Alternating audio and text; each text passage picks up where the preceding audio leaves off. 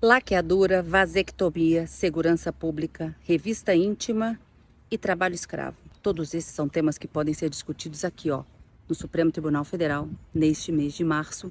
Eu vou falar um pouquinho deles para vocês, porque isso pode afetar diretamente a sua vida. Vamos começar falando sobre a Lei do Planejamento Familiar. É uma lei de 96 que prevê que aquelas pessoas que não querem mais ter filhos, elas podem proceder à chamada esterilização voluntária, desde que elas cumpram pelo menos 2 requisitos. Ou elas devem ter, no mínimo, 21 anos, ou 2 filhos vivos. Essas são as condições previstas na lei e que o ministro Nunes Marques, relator desse processo aqui no Supremo, entendeu que apenas a idade de 21 anos bastaria para que essa esterilização voluntária fosse realizada. Para ele, essa condição atende ao requisito da lei, que é justamente evitar arrependimentos em razão dessa esterilização irreversível, e protege também os adolescentes de uma cirurgia que ela acaba sendo definitiva.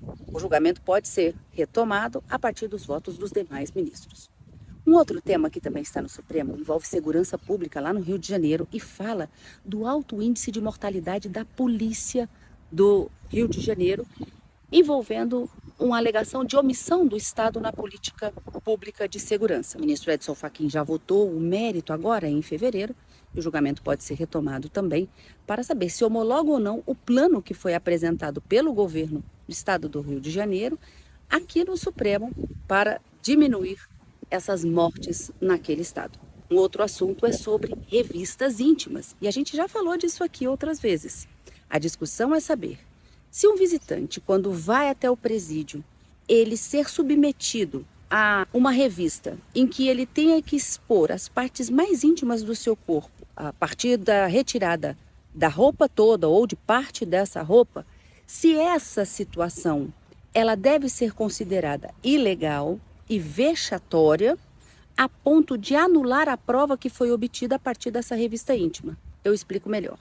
Uma mulher foi condenada por tráfico de drogas por ter sido encontrado com ela no dia da visita 96 gramas de maconha. Veio a condenação. E no presídio é proibida a entrada de drogas, armas e também celulares. E muitas vezes as pessoas escondem em cavidades do próprio corpo. Para o ministro Edson Fachin, essa revista íntima deve ser considerada absolutamente vexatória e a prova nula, de forma a absolver essa mulher do tráfico de drogas. Mas o julgamento ainda não terminou. Para o ministro Edson Fachin, a ministra Rosa Weber, já aposentada e que o acompanhou, bastaria a colocação de esteiras de raio-x, scanners corporais na entrada dos presídios, portas com detectores de metais, que isso já seria o suficiente. O ministro Alexandre de Moraes acredita que a revista íntima ela é necessária, mas ela deve ser feita de forma absolutamente excepcional, com a concordância do visitante, seguindo alguns protocolos e observada sua realização feita por agentes de segurança do mesmo gênero. Homem revista homem, mulher revista mulher. Mas esse tema está pautado agora para esse mês de março também ser revisitado.